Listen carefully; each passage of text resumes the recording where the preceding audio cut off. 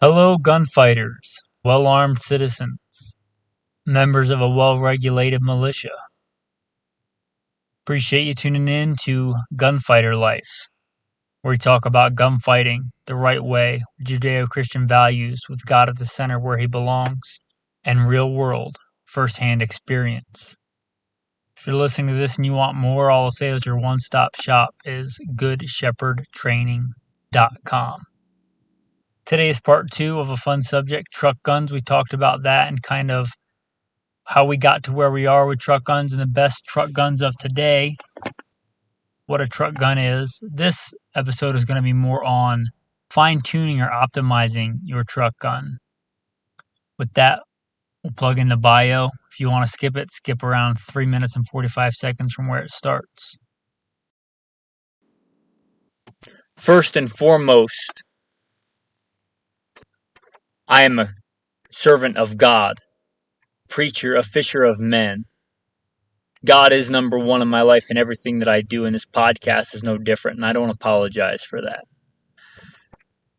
A little bit about me in the background. I grew up, I guess what you would consider a heathen. Didn't grow up a Christian, but I grew up in the southeastern United States, what most would consider very poor. Hunting and fishing and shooting. Joined the Marine Corps at 17, did a couple of combat tours in Iraq. After my combat tours in Iraq, I was an urban warfare instructor for the United States Marine Corps under Mojave Viper. I also served in law enforcement for several years in LAPD. I worked patrol assignments and more specialized assignments, where by God's grace, he got me through some nasty places in this world, war zones, and some of the nastiest streets in the country. Not because I am better, because God chose to have mercy on me and had a purpose for me, and I'm thankful for that. After my time in law enforcement, I was a private contractor for federal government, for a 3-letter government agency I won't specify, doing private contracting work. I'm very much involved in guns and gunfighting. I also served in the U.S. Army, both full-time and part-time National Guard. I should say my primary MOS is in both branches of the military or infantry, as of one sort or another. Specialized infantry in the Marine Corps and an MOS that no longer exists. I started competition shooting even before I joined the Marine Corps at 17. I won my first gold medal even before I joined the Marine Corps at 17. I've been blessed by God with the talents he's given me to win more shooting competitions than I can remember. I've won most of my competitions in rifle and pistol, but I've also competed in archery and shotgun and even muzzleloader, knife throwing, hatchet throwing. I've competed in all that. I've also been a professional big game hunter and guide. Like I said, I grew up hunting and fishing and shooting. I've done it to put meat on the table because I like to put food on the table with the talents God's given me. I don't apologize for that. I've done it as a professional hunter and guide. I've slain all manner of beast and guided for all manner of beast. Bear and wolf and elk and deer, mule deer, whitetail deer. I've slain ram and fallow deer and countless animals. And I don't apologize for that either. FBI certified, firearms instructor, NRA, and a bunch of other 3-letter government agency certifications. Blessed be the Lord my rock, who trains my hands for war and my fingers for battle. Psalm 144.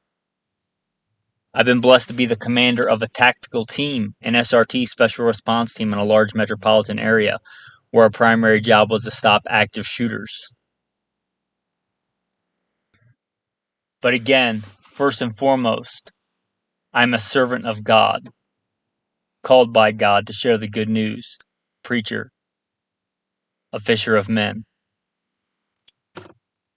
With that, we will roll into the day's topic. So let's talk truck guns.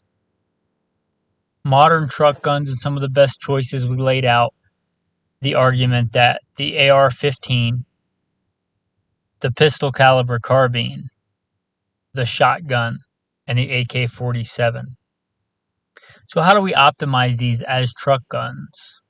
Some might argue that you don't need to optimize anything.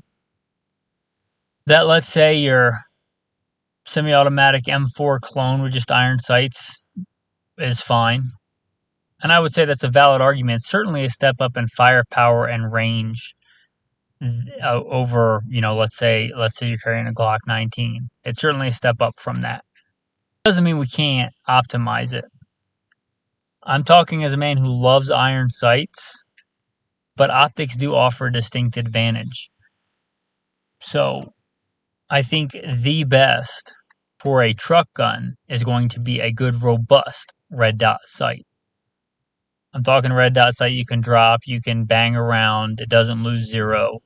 Good red dot sight. The ability to acquire targets in low light or no light. So I'm going to submit there's really two best options for this unless there's something I don't know about. The Hollow Sun, one of the models that has a solar power backup, that has solar power, or the Trigicons that run off tritium and fiber optic. I don't care how long it says the batteries are supposed to last, 50,000 hours, 5 years, 15 years. That's under optimal conditions on a low setting. That's not if it gets 120 degrees in your car and your batteries explode. Or it gets super cold. You can get so cold that the batteries literally won't emit. They won't transfer electricity. Or at least not well enough to work the optic. And let's face it, in a truck gun, we shouldn't, but we might set it back there and forget to check it for a couple of months, and the batteries might literally explode from the heat. So I'd say if you're going to optimize that AR-15, a good red dot sight, if it is going to be battery powered and only battery powered, I would really recommend co-witnessing with iron sights. And even if you have a good model that's robust and not solely reliant on batteries, I would still recommend backup iron sights. Because, it's a truck gun. You throw something on top of it, it falls out of your truck, whatever happens, you go to Sam's Club or whatever and throw a case of soda on it by accident and the optic comes loose, you still have backup irons. I would say if you're not going to put a red dot on it, and even if you are, a white light is a good addition. Having a good white light, again, low light or no light, being able to acquire and identify targets. See if you're going to optimize the AR-15. Now, I kind of stumbled upon a great truck gun. Back before the world of COVID, before it really affected us, back when I could get a case of 9mm of 1,000 rounds of really good Spear Lawman for $189. I already had a lower, and I'm not counting the Hollow Sun optic, but I got a complete everything else from Palmetto State Armory nitrided AR pistol for, I want to say, $200 and something or $300 and something. It was so cheap I didn't even worry about it. But $200 and something or $300 and something. And I was like, you know what? Instead of beating up my really nice AR, I'm going to get this dirt cheap AR and I'm going to run it and train with it. If it has malfunctions, that's, just part of the training. Well, this Palmetto State Armory nitrided AR pistol has proven to be one of the most reliable ARs I've ever run. More reliable than the ones I ran in the military as a private contractor. The finish on it is amazing. It's super reliable. They say that you get a shorter barrel, it tends to be less reliable, but I have not found that. This gun is accurate, it's reliable, it's anywhere from the humidity and wetness of Tennessee as a truck gun or a quad gun, as a professional hunter and guide, taking out coyotes to riding around the desert. Do all manner of things. I've not seen a spot of rust on it. I've not seen any deterioration. Whatever nitride coating they use on it is super slick and very impervious. The Hollow Sun I mounted on it, again, I was like, I'm going to get a good optic that's fairly affordable, that doesn't rely solely on batteries, because I've learned the hard way not to trust batteries. And I have dropped that thing. I've taken it to kids' classes and let kids run it. It's been banged around. It hasn't lost zero. It's a fantastic optic. The red dot's never gone out in it. So I stumbled upon that, and it's one of the places I think an AR pistol really shines is as a truck gun, because it's easier to use in confined spaces. You don't know what the future holds. You may have to engage from inside your vehicle. You may have to maneuver in and out of your vehicle. You may have to pass it to somebody else in your vehicle if you're trying to get out of a city in a rough situation. For all those things, an air pistol, although you do give up some velocity, you gain a lot in maneuverability, and I think that's a better trade-off in a truck gun than it is in most other situations. I'm not a big fan of green tip. It's not very accurate ammo. It's not very terminally effective ammo, but I think this is a place where it wouldn't be my primary ammo, but it would be a great thing to have, and I often have in my case backup mag of green tip. Because again, you're in a vehicle, it's very likely that you would have to engage a target that is hiding behind or in a vehicle. So having a magazine of green tip available is one of the few things I think green tip is useful for. So that's pretty much it, an AR pistol, and obviously a sling. I mean, that kind of goes without saying, but I'll say it, a good quality sling, and by quality I mean mine is a piece of 550 cord. It's literally there so that if I have to use both hands, I can sling it in front or in back. But I'd say there you go on optimizing the AR as the truck gun. Now let's talk about the pistol caliber carbine, and that can mean a lot of things. That can mean anything from a high point carbine, which is not a bad gun for the money. Tend to be super reliable, straight blowback. It could be anything from a pistol caliber carbine high point to a super Gucci-fied PCC gun for USPSA, an AR build to an MP5. So this is a big, broad spectrum. This is one of the places where I say if you can have ammo commonality, it's not a bad idea. It wouldn't be my first criteria, but let's say you carry, again, a Glock, because it's the most common in America. Let's say you carry a Glock 17 dated air, a Glock 19. You can just have a couple of spare 33-round factory Glock mags in your go bag, in your PCC bag, if it's in a laptop bag, that'd be a good thing. Now, there's not really available armor piercing or semi-armor piercing 9mm ammo, but this is one of the very few places where I'd say having a mag loaded up with 147 grain or 124 grain NATO FMJs. Again, it wouldn't be my primary ammo, but there may come a time where you have to shoot through a car door, and 9mm ball is going to be good at that. If you're using hollow points, this is one of the places where paying the extra money and getting a good bonded hollow point really might pay off. You're shooting through windshield glass, whether that's shooting through your own windshield out, which is a real thing that happens, or shooting into someone else's car for whatever reason that might be. Again, optimizing it for that. Having a magazine of FMJ, though, generally penetrates a lot, which is one of the reasons it's not good for defense. But one of the few reasons it might be good to have on you in this situation. Again, having one of those 33-round mags loaded up with NATO 124 grain plus P NATO rounds would be not a bad idea. We're talking PCC here. Again, a red dot is an obvious choice. A red dot, again, just like the AR, a red dot. And I really like the ones that don't require batteries. But if you're going to get a battery-operated one, that's fine. I would say, again, backup iron sights or co-witness iron sights even better. One of the cool things about PCCs, unlike ARs, there's really only a few options for folding stocks on ARs.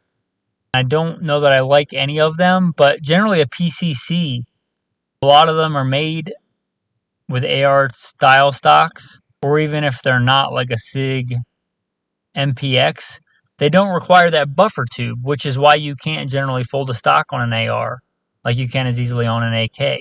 So if you got a PCC, much easier to put a folding stock on there. If we're talking a truck gun or talking a laptop bag gun, something that can be made smaller, I would really recommend getting a folding stock on your PCC if it's a truck gun. It's going to save space. And unlike an AR, you can probably fire it with the stock folded. You may not have time to unfold that stock, but not a big deal if you have a red dot and you know how to use it. It's still a big step up in firepower. And obviously, if you have the time, unfold the stock. But that's a cool thing about the PCC over the AR, is they can be made much smaller. And even if they have a folding stock, a lot of times they can be fired with the stock folded. So I would say optimizing the PCC for a truck gun folding stock if you can get it. Now we talked about slings on the AR. I don't generally like 1-point slings, but I think on a PCC that is the best place and the best use of a 1-point sling. They're super handy, they're super light. You can literally throw it around your neck and spin it around, one arm or the other arm. Generally, you can make them as heavy as you want, but generally PCCs are super light and super handy. It's one of the benefits of them. So a good single-point sling with a good quick detach, most modern platforms make that easy to accomplish. Again, they're not very heavy, and a single-point sling, especially for a truck gun, you're probably not going to be using the sling and carrying it like that for 12 hours. So a good handy single-point sling with a quick detach if you're optimizing the PCC for a truck gun. Let's talk about one of my personal favorites. I talked about the AR pistol as a truck gun, and I do keep that generally behind the seat of my Hummer as my go-to truck gun. But I have two, and I generally carry a shotgun. Now, I love the shotgun. It would be my secondary go-to as a truck gun. It generally rides also behind the front seat of the Hummer or on the passenger rear side door. But how might I optimize this? Now, you know that I'm a big fan, if you've been listening for a while, of number 4 buck. I really like number 4 buck for home defense. I really like number 4 buck for taking out animals up to and including bear. I really like number 4 buck for a lot of things. I think for most things it's better than double up buck. But I think for this application, the go-to that will be loaded in my shotgun would be double up buck, or even better, triple up buck. The problem is triple up buck is a lot less common than double up buck. There's a lot more varying loads and good loads of double up buck. And the reason I would go to double up buck here as opposed to number 4 buck for this application, at least for the rounds in the tube, is that they're heavier, they have more mass, they carry more energy, they're going to penetrate better. Again, we're talking about you may have to be shooting into a car out of your windshield, and that double up buck may give you an advantage in that scenario. Again, nobody knows what the future holds. But I would have the tube, if I was optimizing it, I have the tube loaded with double up buck. I would have a side saddle with slugs, and I would know how to quickly interchange the round that I was firing, whether that's running dry or just switching a load. I was practicing that today, actually. Switching one load for another. Be able to throw a slug in there, because it wouldn't be outside the realm of possibility where you had to take a much longer shot or a more precise shot. Let's say a shot at somebody holding somebody else hostage in another car. Slug's a better tool for the job than buckshot. And you may want more penetration, and if you're talking about stopping another vehicle, stopping an engine, a slug is a fine thing for that. You're probably not carrying around, a 50 BMG as a truck gun. But a shotgun slug has quite a bit of penetration. You can make deep penetrating slugs or a Bernanke slug. But just your old, 1 ounce Foster slug, a big hunk of penetrating lead that will do well to stop an engine. Which again, we don't know what we're going to be doing, so that comes in handy. And then the reason that even though I have an AR pistol, that I have the shotgun and the car as well, I have some backup loads that have some number 4 shots, some number 6 shot, some number 7.5 shot. In case something happens and, the Russians and the Cubans start paratrooping out of the sky, and I start seeing Patrick Swayze running around in tight jeans. I'm only half joking there. Probably won't be Cubans this time. But, if I have to go out into the woods or go out and feed myself, that's the great thing about the shotgun. In that scenario, I'm going to grab the shotgun over the AR. I have a menagerie of things to hunt with. I can take anything from a dove to a deer to an elk to being able to defend myself or go into an urban environment and do CQB. If you wanted an extended mag tube on your truck gun for a shotgun, I'd say have at it. I'd say the 5 rounds that is on most pump action and semi-autos is probably fine. If you can't solve the problem with 5 rounds of double up buck or 5 slugs, I don't know that you're going to solve it with 7 or 8. I would stay away from mag-fed shotguns for this. We're not talking about 3-gun. We're not talking about John Wick. talking about rural defensive scenarios, and the tube-fed pump or semi-auto shotgun been hammered out for over 100 years on reliability. Shotgun rounds have rims, and generally rims don't feed as well out of a mag feed shotgun. I know some mag feed shotguns probably feed fine, but they're probably in general less reliable than a tube feed 870, Mossberg 590, Benelli M series. And the great thing about the shotgun, they're kind of inherently meant to be shot fast. So the rib that's on it with the bead or a nice fiber optic front sight, that's probably fine for most things. This is your primary go-to, not your backup, but your like go-to all the time shotgun, which I think is a fine choice for a truck gun. Again, a white light, a way to engage and positively identify targets at night or in low light. I have that on my home defense shotgun, but again, it's not my grab and go first choice, it's my second choice for a truck gun, and generally both are in my truck. But I would definitely have a shotgun with a 5-round capacity or better, and I would have a good side saddle with slugs. Those would be probably the only two real criteria I would want for a good truck gun, for a shotgun. I love the 410, probably would be my first choice for this. Obviously, 12 gauge because it's so ubiquitous. And this is a time where I think more power is better. I don't know which one of those pellets is going to hit the target. And more in this situation is better. I think 20 gauge would be a fine choice too, but 12 gauge in this scenario I think wins. Now, I saved the AK for last because the AK, just your standard, military wood furniture AK with a 30-round mag. Your truck gun, your trunk gun, just put it in there. That's really not much else to be said. The only kind of disadvantage of that is they're hard to mount sights on. They're hard to mount flashlights on. If you can find a way to mount either a white light, a good white light, or a good red dot on there, I wouldn't turn my nose up at that. But I wouldn't sacrifice the good combat iron sights that are so robust and sturdy for a crappy red dot sight. I would rather have the iron sights that are on there. That's one of the good things about the AK. You could throw it in a dirty trunk and have it rattle around, and I wouldn't worry about it losing zero, assuming you zeroed it in the first place. The great thing about the AK, that round, the 7.62 by 39, is an awesome round, and it's awesome for barrier penetration. It's a good round. It's one of the few times where I think just the regular military ball ammunition might be one of your best choices, because 7.62 39 ball, people get killed with that around the world every day. It's a good round for that. Not optimal, but if you're talking about a truck gun, shooting out of a vehicle, shooting into another vehicle, possibly, things like that, it's cheap, it's a fine choice. Really just get the AK loaded up and put it in your trunk. Put it in the back of your truck. Now, this was pointed out to me by a listener that I didn't even think of because it doesn't really apply to me, but make sure in your jurisdiction you obey the local laws. Sometimes you can't, conceal a gun or have a loaded long gun in your vehicle, but you can a pistol.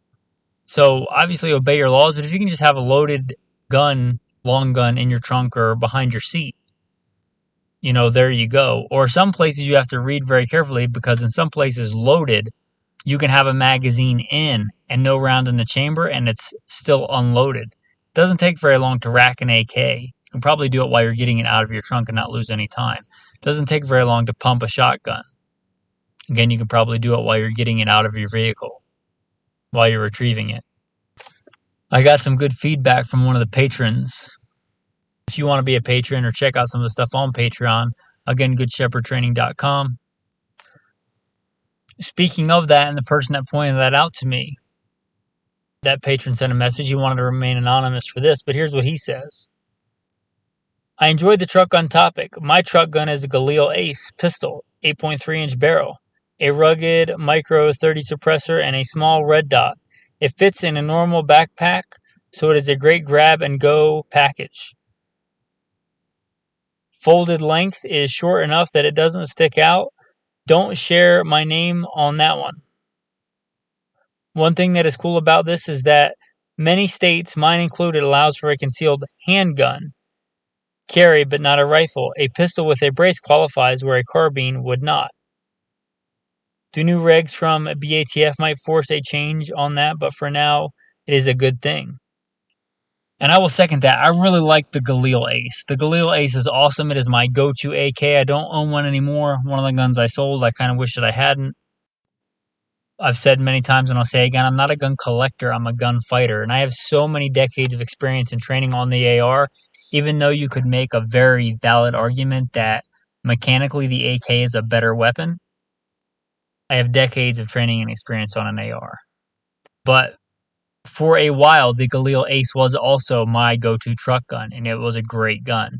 The Galil Ace is my favorite modern-made AK-47. If you want nostalgia, if you want history, the new Galil Ace is not your thing.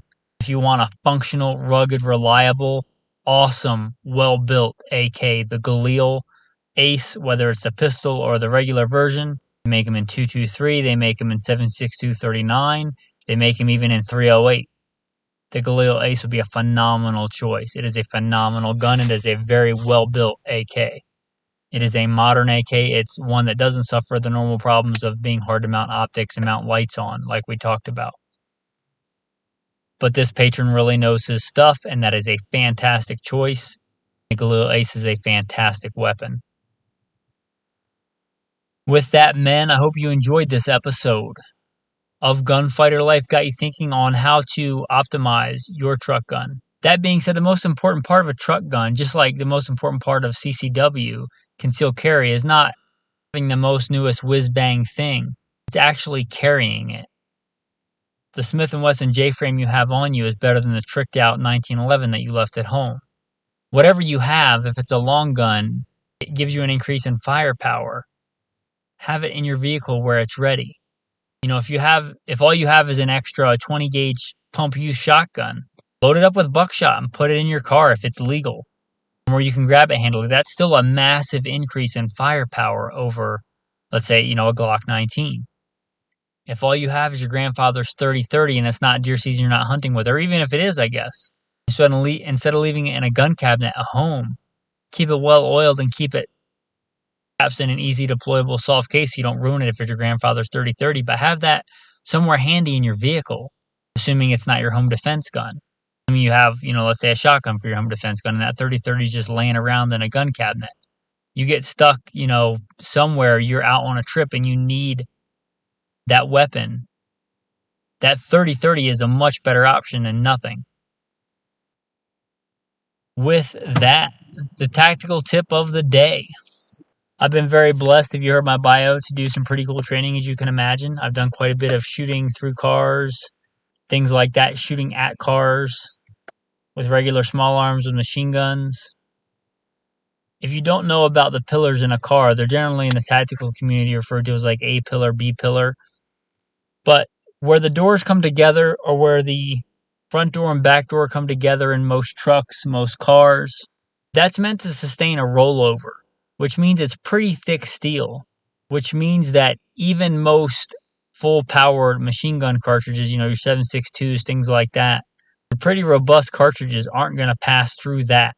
If you have to take cover in a vehicle, unless it's your vehicle and you know exactly where like the engine block and stuff is, if it's a different vehicle, engine space and engine size and block size can vary dramatically and where they are and how much room they take up.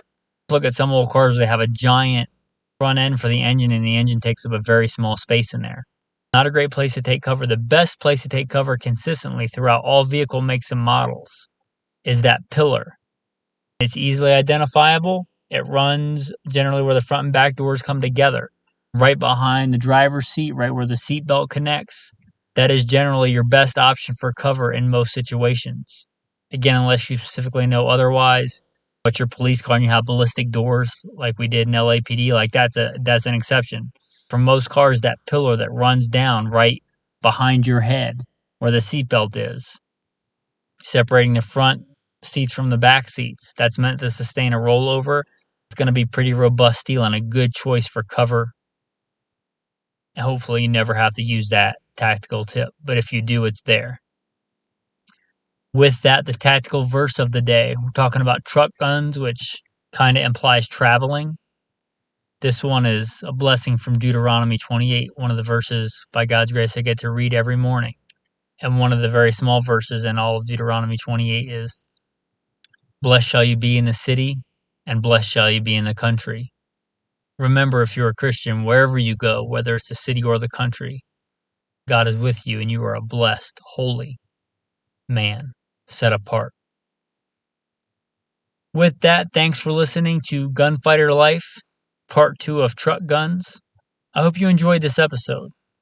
Again, if you want more, you want to check out pictures, you want cool merchandise, you want to just say hi, you want to tell me what your favorite truck gun is, goodshepherdtraining.com. Thanks for listening, and have a blessed day.